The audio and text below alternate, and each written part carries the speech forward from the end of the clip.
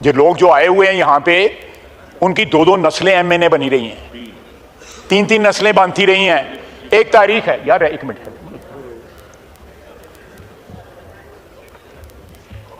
जनाब यहाँ पे क्या क्या नहीं हुआ।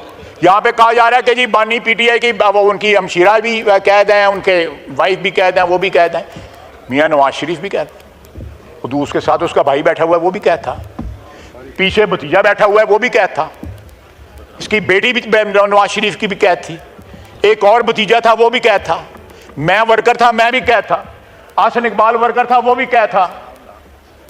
इनको ये याद नहीं है? राना सनाउल्लाह साहब बैठे हैं वो भी कैद था, शाहिद अब्बासी भी कैद था, मिफ्ता भी कैद था, इनको वो याद नहीं रहे?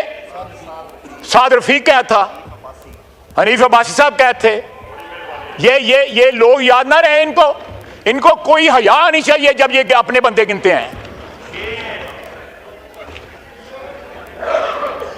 जनाब स्पीकर, इतनी डटाई के साथ, इतनी शेमलेसनेस के साथ जो है ये बातें करते हैं, को बंदे को थोड़ी सी हिचकिचाहट होती है, तो थोड़ा सा अगर जमीर जिंदा हो तो थोड़ा सा पिंच करता है वो।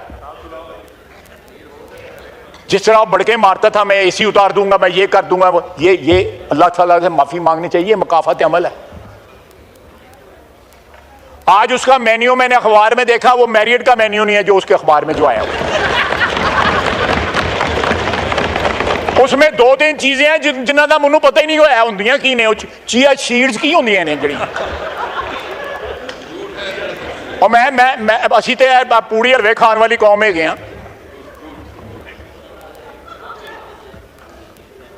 और देसी मुर्गी तो अजकल लभदी नहीं, पता नहीं उन्होंने कितों लभदी पिएगी।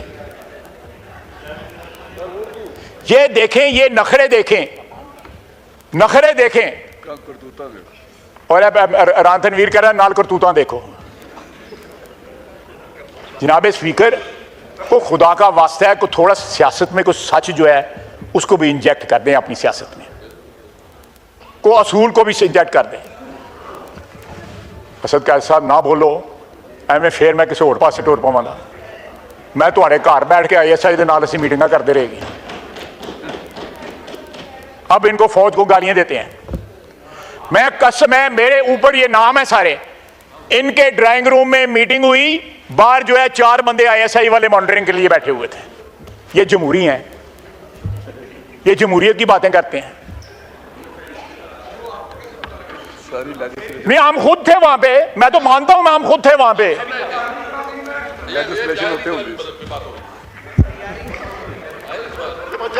कह रहे हैं आइन के बाद, देखें आइन के लिए अगर फौज की जरूरत है, आइन के लिए हमें इकट्ठे बनाने बिठाने के लिए फौज की जरूरत है, तो हम तो कह रहे हैं कि फौज को ना इस्तेमाल करो इकट्ठे बैठने के लिए, खुद ही इकट्ठे बैठ जाओ,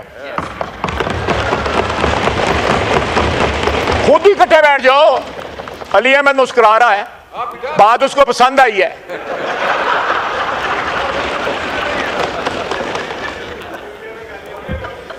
जनाब स्पीकर, मैंने इस ऐवान में हम सब ने, बहुत से दोस्तों ने, बुजुर्गों ने बड़ी बड़ी मुद्दत गुजारी है,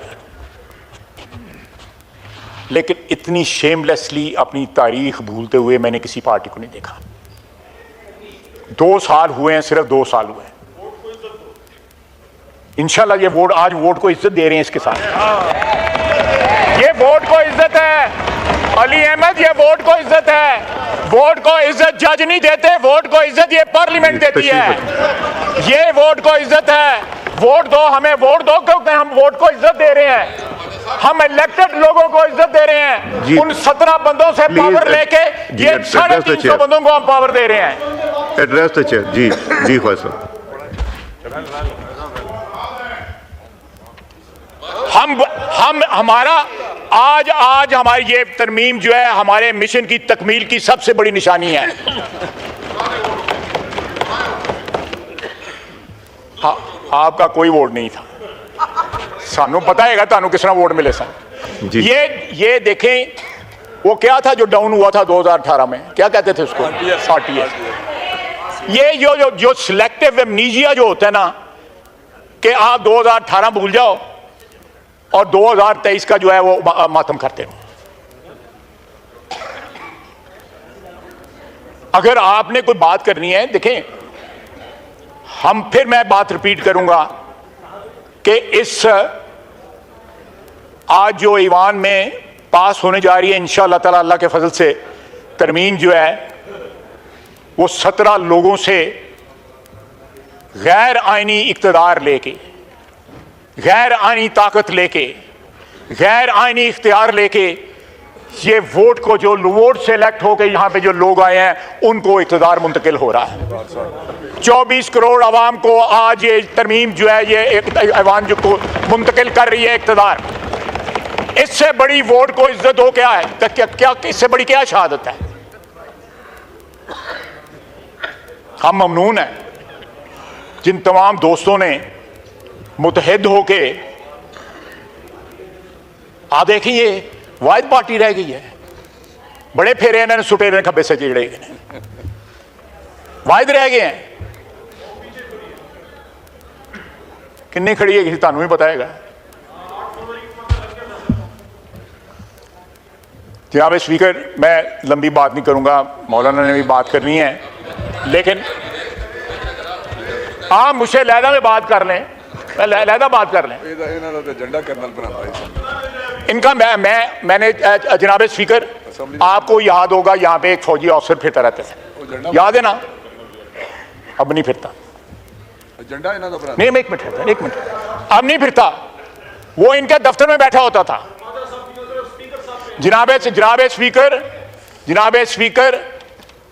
यहां पे ये कुछ है। एक कर्नल साहब ने इस वक्त बेंच के ऊपर, सुप्रीम कोर्ट के बेंच में वो जज बैठे हुए हैं जिनको कहा था कि मुझे डिस्क्वालीफाई करो, मैं डिस्क्वालीफाई हुआ था।